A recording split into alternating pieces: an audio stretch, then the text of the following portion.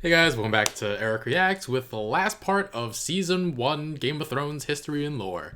Yeah, I'm gonna try and finish this. It's gonna be another 30 minutes. I did speed it up though, so it should be a little less than that. Anyway, let's get started. Lots of interesting stuff I'm learning.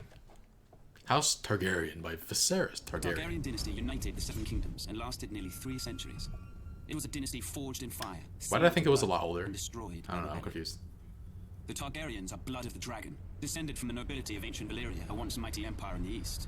When the cataclysmic doom laid waste to Valyria and its people, the Targaryens survived, having settled on the island fortress of Dragonstone years before. They remained there for a century, until the rise of Aegon the Conqueror. Instead of attempting to reclaim the eastern lands of his ancestors, Aegon sailed west for the Seven Kingdoms, his sisters Visenya and Rhaenys at his side. To keep the bloodlines pure, Aegon continued the custom of his Valyrian ancestors and took both of his sisters to wife. Oh, Together, wow. They came ashore on the eastern coast of Westeros, their blazon a dragon with 3 heads, representing Aegon and his sister wives. Their words, Sister wives. fire and blood. While their host was small in comparison to the armies of Westeros that awaited them, Aegon and his sisters had a secret weapon, the last of the dragons. Last of the He conquered dragons. every kingdom save Dorne, which eventually bowed to Targaryen rule a century later. He had the swords of his enemies melted down by the fiery breath of his dragon, Balerion the Black Dread, and forged into the Iron Throne. Oh, wow. The capital city of King's Landing was built on the eastern coast, where Aegon and his sisters first came ashore, and Aegon ordered the construction of a royal castle on its highest hill, the Red Keep. For 300 years, the Targaryen dynasty stayed strong in the face of rebellion, civil war, and plague. But the line of Dragon Kings was broken when my father, Aerys Targaryen, the second of his name, was overthrown in rebellion. My father was betrayed and slaughtered by Ser Jaime Lannister, a member of his own Kingsguard. His son and heir, my brother Rhaegar, perished on the field of battle at the hands of Robert Baratheon, who claimed the Iron Throne for himself. And so today, the only surviving members of the storied Targaryen dynasty are myself, Prince Viserys, rightful King of the Andals and ruler of the Seven Kingdoms, and my sister, Daenerys. We were spirited away to the free cities of the East by loyalists. Here we have lived in exile ever since, dreaming of a day when we will cross the narrow sea and take back my father's throne. That's pretty cool. So that paints something else in a different light. So at the beginning, the first episode, I saw someone shoving something onto my door. Anyway, I saw Viserys was being really weird around Daenerys, so I thought that she was just like abused by him.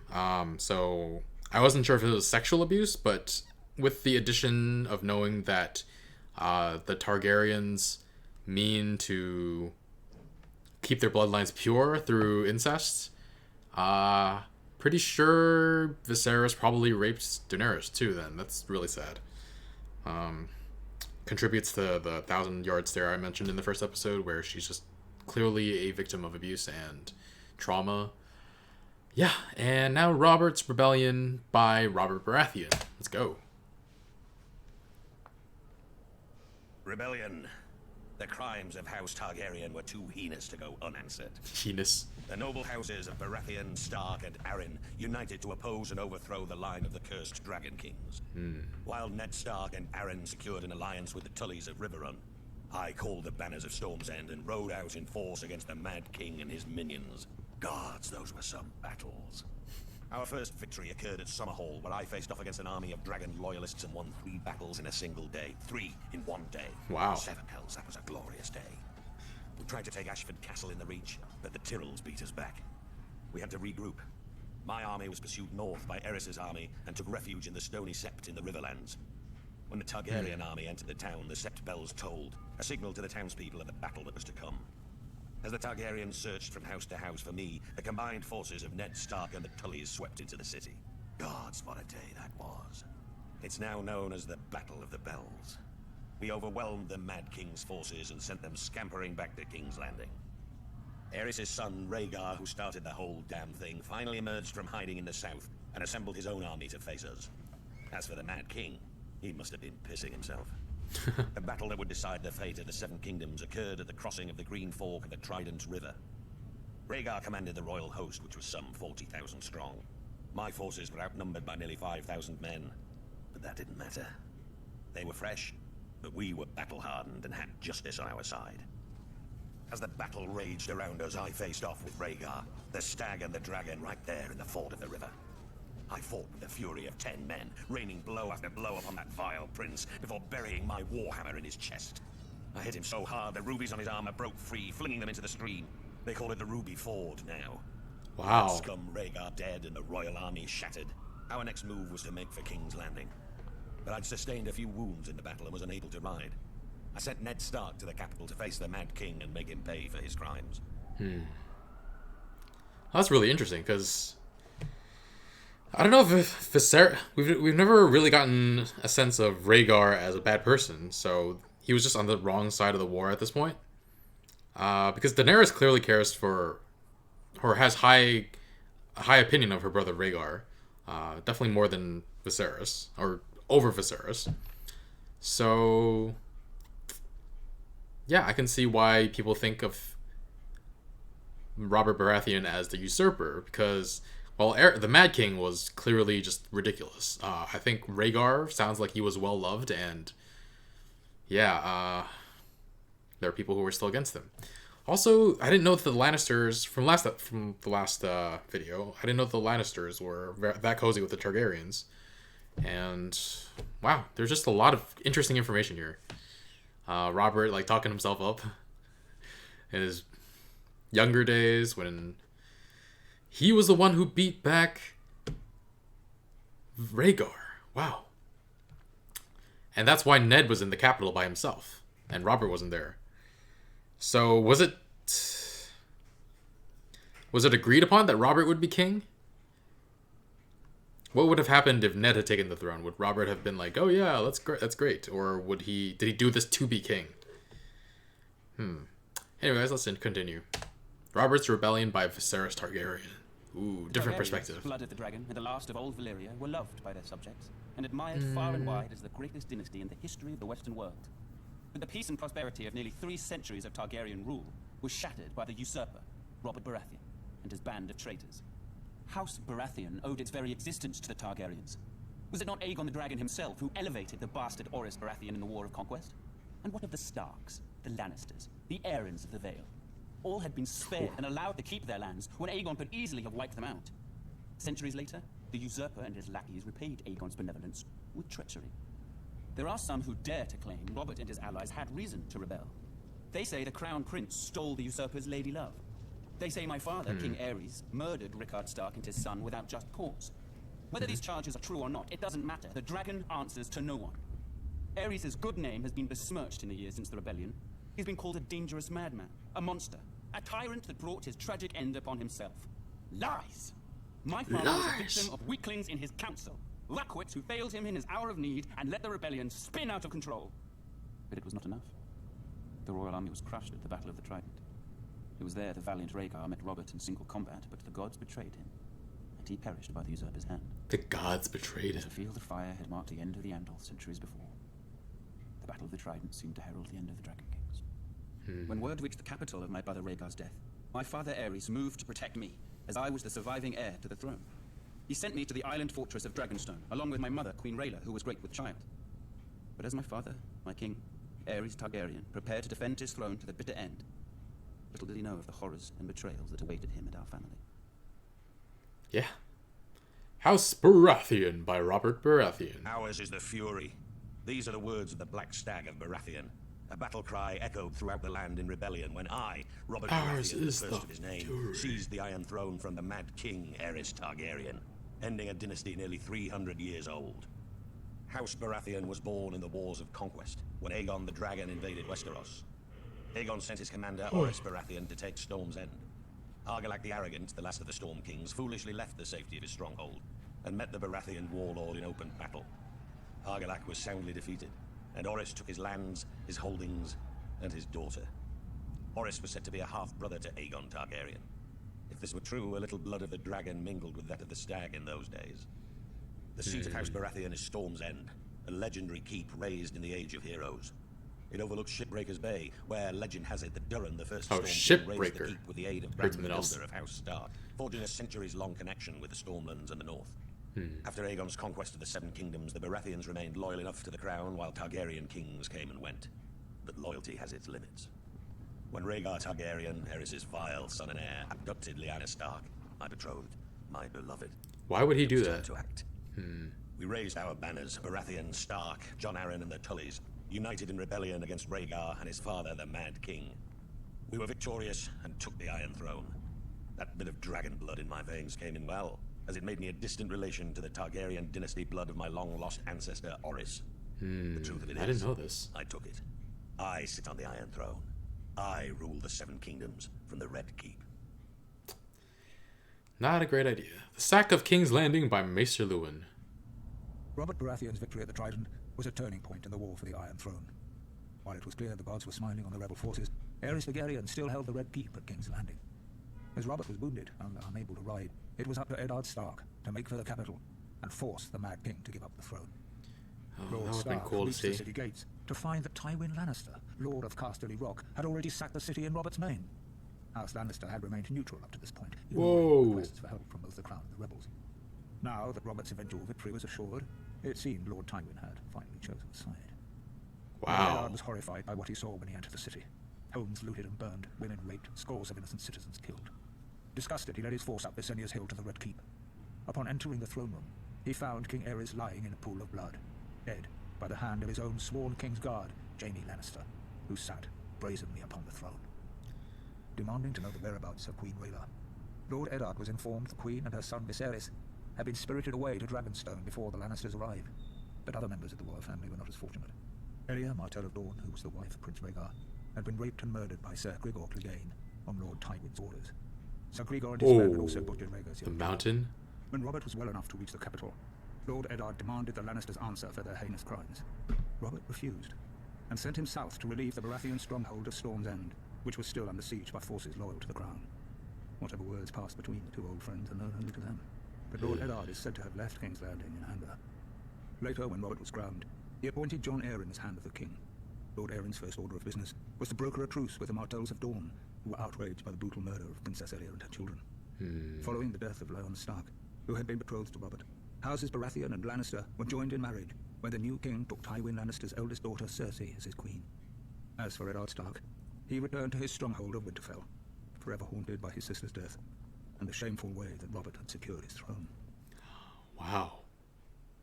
I didn't know about that. I didn't know. I thought there was some sort of battle at the So Jaime just ended the war, like, right away. Like, by the time the rebellion arrived at King's Landing, it was already over. Wow. The Sack of King's Landing by Robert Baratheon. Is he going to tell a different story? For our rebellion to succeed, King's Landing had to be taken forcefully. No one was foolish enough to believe that Aerys was going to hand his crown over peacefully. The Mad King's reign needed to end. What Tywin Lannister's forces did was unfortunate, but it was necessary to secure the Iron Throne and bring peace and justice to the Seven Kingdoms. My glorious victory at the Trident left me wounded, but I sent my personal maester to attend to Sir Barristan Selmy instead. His wounds were more severe. Even though Sir Barristan was a member of Aerys' Kingsguard and fought on the opposing side, that man's bravery and loyalty was something to behold. But this meant my wounds would take longer to heal, and I couldn't ride to King's Landing myself. I sent the one man I trusted over anyone else in this world, Ned Stark, in my place. Had I been able to ride, perhaps I could have reached King's Landing sooner and prevented some of the violence that occurred when the Lannisters entered the city. Still, what Lord Tywin did was for the greater good. Even what happened to Princess Elia and her children. Babies or no, theirs was the same cursed blood that flowed within the Mad King's veins. They were dragon spawn and couldn't be allowed to survive. What would they grow to be? Loyal subjects? Ned with his damn northern honor. He and I had our first major fight over the deaths of the Targaryen children. Ned called it murder. Murder? It was war. It was war. Lord Stark demanded that the Lannisters be held responsible for their crimes. Was it a crime to put an end to a family of lunatics born of incest? I wouldn't and still won't blame Tywin. Instead, I sent Ned Stark south to finish off the remaining Targaryen loyalists. It was only Lyanna Stark's death that reconciled us. Ned had lost his sister. I had lost my betrothed, my beloved. We shared that sad bond together, Ned and I. Through it, our friendship was made strong again. As for the Mad King's surviving heirs, those that were able to scurry away in the face of my fury now live somewhere across the narrow sea. They had best stay there. If they ever set foot in Westeros again, they will face the King's justice. Wow. The Sack of King's Landing by Tywin Targaryen Lannister. lay dead on the banks of the Trident, his loyal army shattered and in retreat. The days of the Dragon Kings were clearly numbered. Until that moment, it would have been foolish to commit Casterly Rock to either the Crown or the Rebellion. Always the What would pragmatist. our family have to gain in supporting a raving madman? Or in entering a crusade to put Robert Baratheon on the Iron Throne? But chaos benefits no one.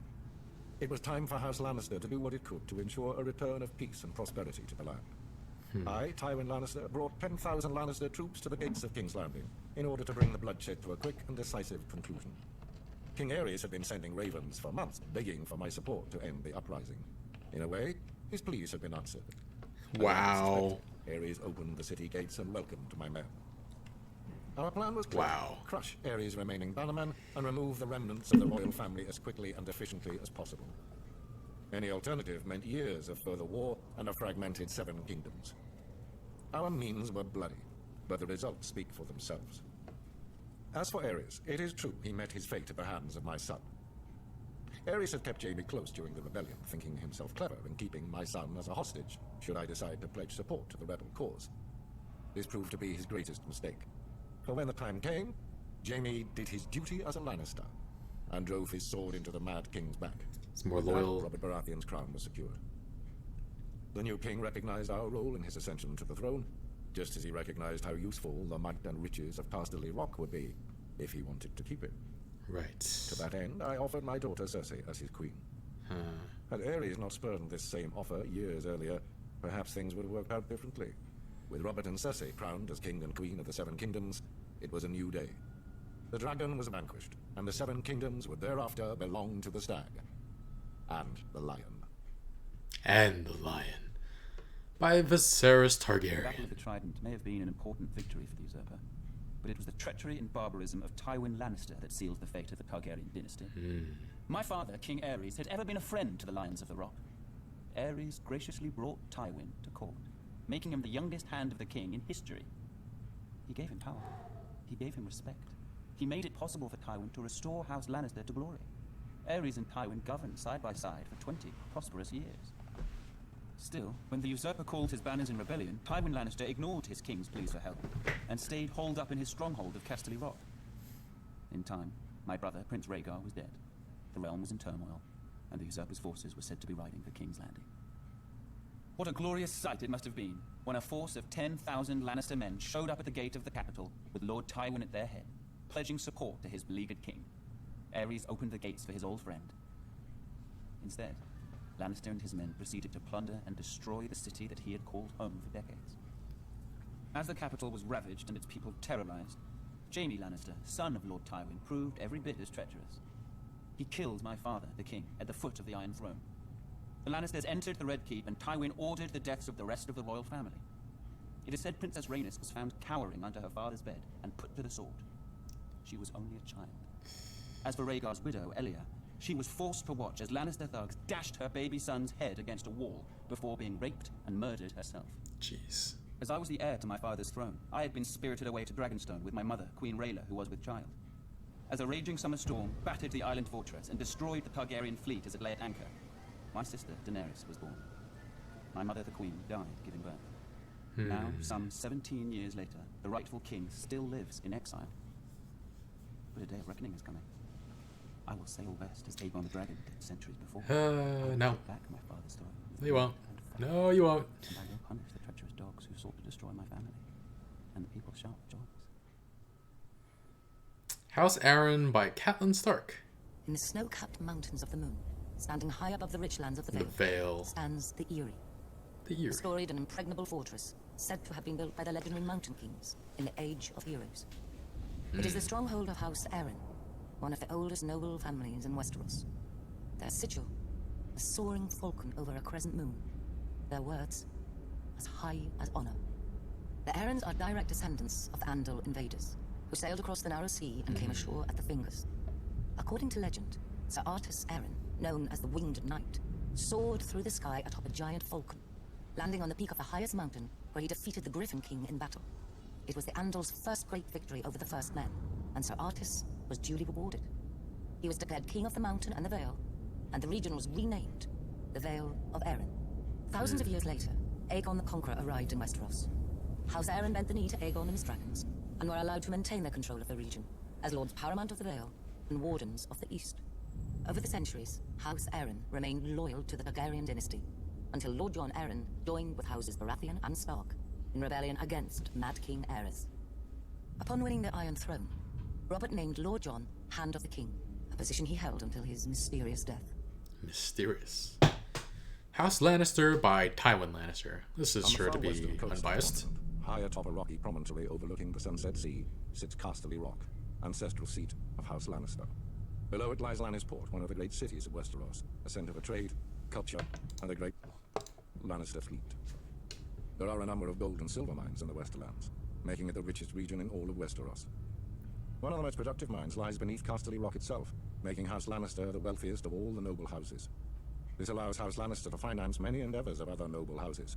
Even the king himself has sought credit from Casterly Rock from time to time. We Lannisters claim our descent from the Andal invaders, and through the female Keyblades. line, Lan the Clever. According to the legend, Lan, using only his wits, won Casterly Rock from the noble house of Casterly during the Age of Heroes.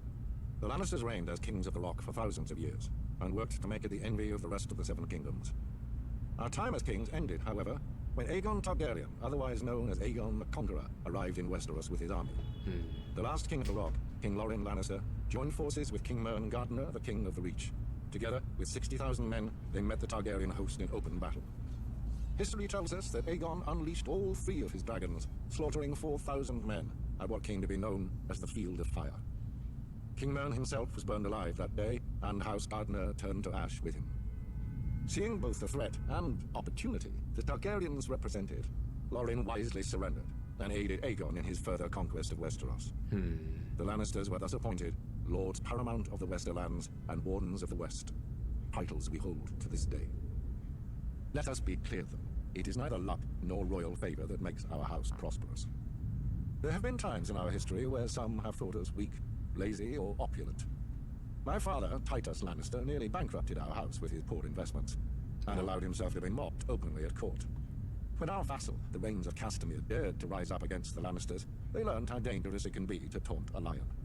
I, Tywin Lannister, led the assault on Castamere to put down this rebellion. I made an example of them, to anyone who doubts our might.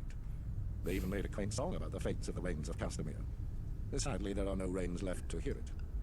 Today, the Golden Lion of Lannister is rightly admired and feared throughout the Seven Kingdoms.